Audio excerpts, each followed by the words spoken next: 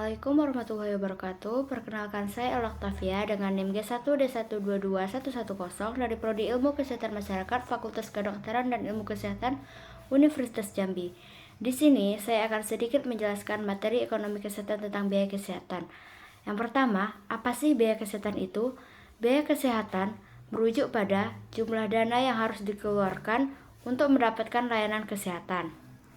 Dalam konteks asuransi kesehatan, biaya kesehatan merujuk pada jumlah yang harus dibayarkan oleh pemegang polis untuk mendapatkan layanan sebagai nasabah asuransi. Selain itu, biaya rawat inap dan biaya-biaya lain sesuai dengan definisi manfaat yang tertera dalam polis asuransi tersebut.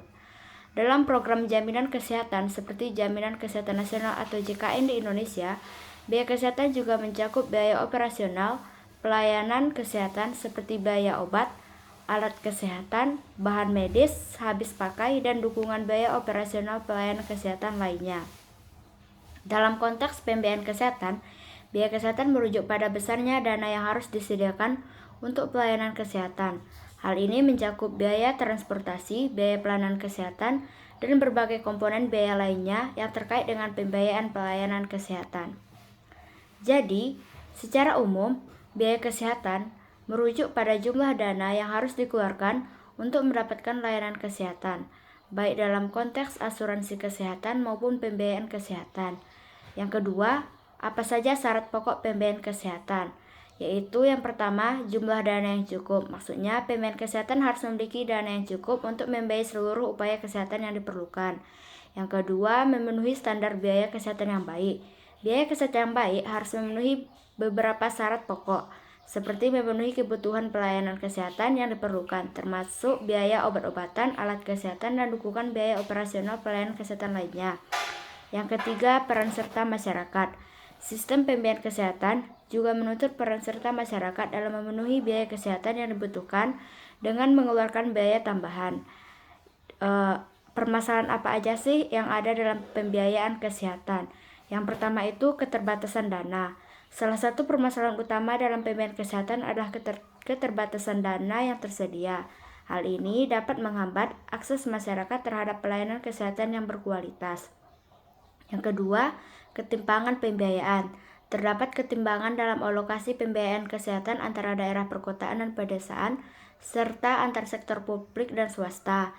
Hal ini dapat menyebabkan kesenjangan akses dan kualitas pelayanan kesehatan antara kelompok masyarakat yang berbeda. Yang ketiga, rendahnya cakupan asuransi kesehatan. Masih terdapat sebagian besar masyarakat yang tidak memiliki akses ke jaminan kesehatan atau asuransi kesehatan.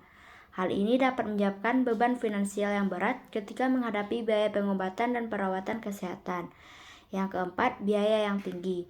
Biaya pelayanan kesehatan yang tinggi juga menjadi permasalahan dalam pembiayaan kesehatan. Biaya obat-obatan, perawatan rawat inap, dan prosedur medis tertentu dapat menjadi beban finansial yang berat bagi masyarakat. Yang terakhir, kurangnya transparansi dan akuntabilitas. Kurangnya transparansi dan akuntabilitas dalam penggunaan dana kesehatan juga menjadi permasalahan. Hal ini dapat menyebabkan penyalahgunaan dana dan kurangnya efisiensi dalam sistem pembiayaan kesehatan.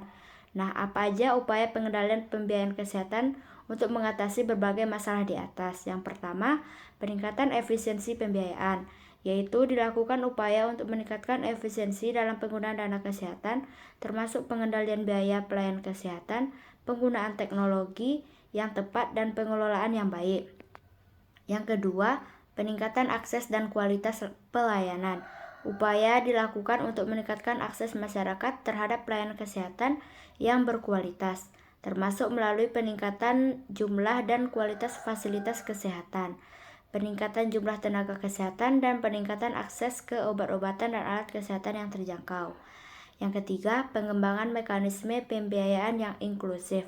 Dilakukan upaya untuk mengembangkan mekanisme pembiayaan kesehatan yang inklusif seperti Program Jaminan Kesehatan Nasional atau JKN dan atau asuransi kesehatan yang mencakup seluruh lapisan masyarakat.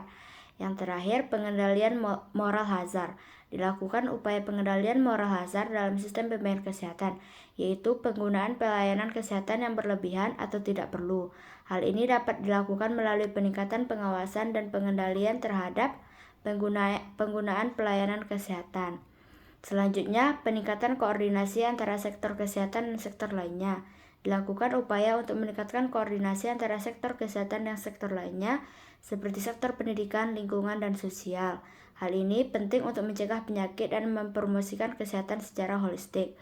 Sekian pemaparan materi tentang biaya kesehatan. You don't even know my name.